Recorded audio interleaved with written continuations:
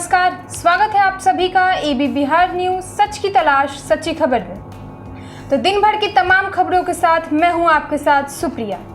तो आइए सबसे पहले रुख करते हैं राज्य की खबरों की तरफ।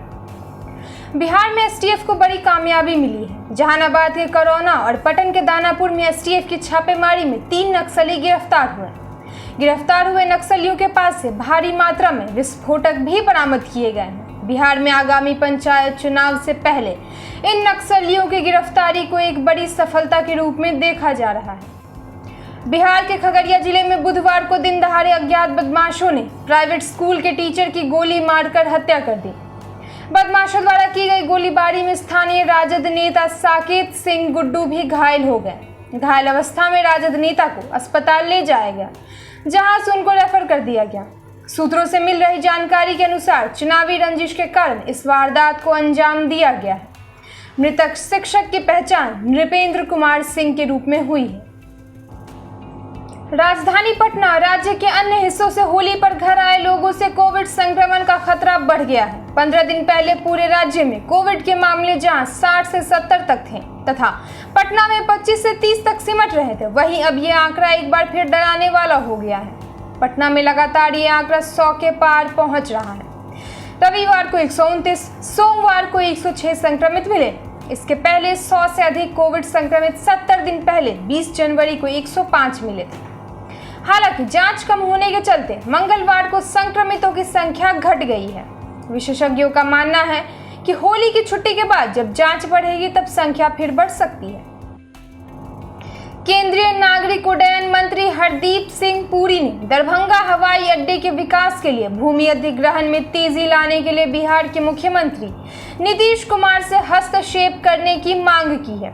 सीएम नीतीश को लिखी एक चिट्ठी में केंद्रीय मंत्री ने कहा है कि मैं आपके व्यक्तिगत हस्तक्षेप के लिए अनुरोध करूंगा कि संबंधित अधिकारियों को हवाई अड्डे के विकास के लिए भूमि के अधिग्रहण में तेजी लाई जाए और भारतीय वायुसेना के साथ सीमा की दीवार की ऊंचाई बढ़ाने के मुद्दों को भी उठाया जाए। तो अब चलिए रुख करते हैं देश की खबरों की तरफ। दिल्ली में एक बार फिर कोविड के मामले बढ़ने के बाद दिल्ली आपदा प्रबंधन प्राधिकरण ने फैसला किया है कि फ्लाइट, ट्रेन और बस से देश की राजधानी पहुंचने वालों की रैंडम कोविड टेस्टिंग होगी। ये टेस्टिंग ऐसे यात्रियों की जाएगी जो ऐसे राज्यों से दिल्ली पहुंच रहे हैं जहां कोविड के मामलों में इजाफा हो रहा है। पॉजिटिव पाए जाने पर उन्हें स्वास्थ्य मंत्रालय के प्रोटोकॉल के तहत क्वारंटीन किया जाएगा। दिल्ली एयरपोर्ट ने यह जानकारी ट्वीट करके दी है। सुप्रीम कोर्ट की ओर से गठित समिति ने 3 नए कृषि कानूनों पर अपनी रिपोर्ट सौंप दी।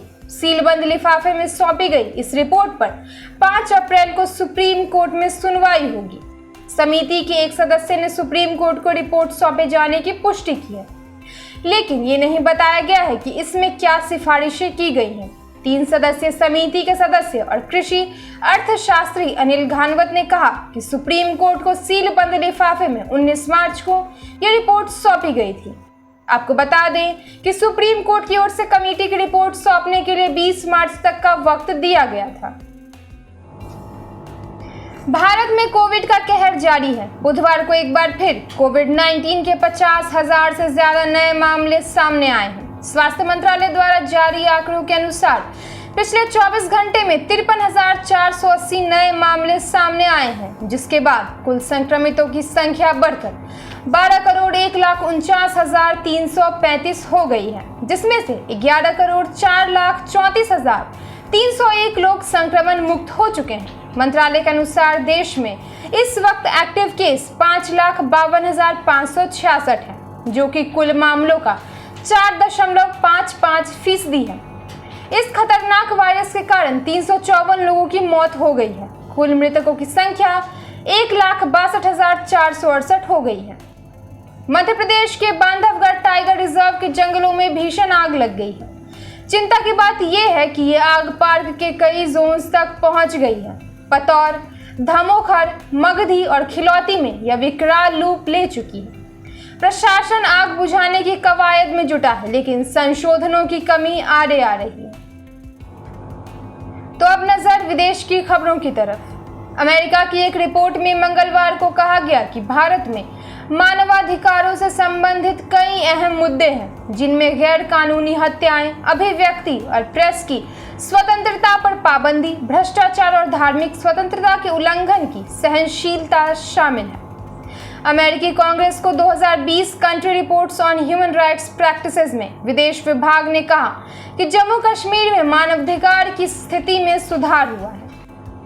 WHO के प्रमुख ने मंगलवार को चीन के प्रति सख्त लहजा अपनाते हुए कोविड-19 के एक लैब से लीक होने की थ्योरी की जांच आगे बढ़ाने के लिए कहा। WHO पर लंबे समय से चीन के प्रति नरम रवैया अपनाने का आरोप लगता रहा है। WHO के महानिदेशक डॉक्टर टेड्रोस अधानोम घेब्रेयेसस ने अहम डाटा शेयर नहीं करने पर भी चीन की फटकार लगाई है।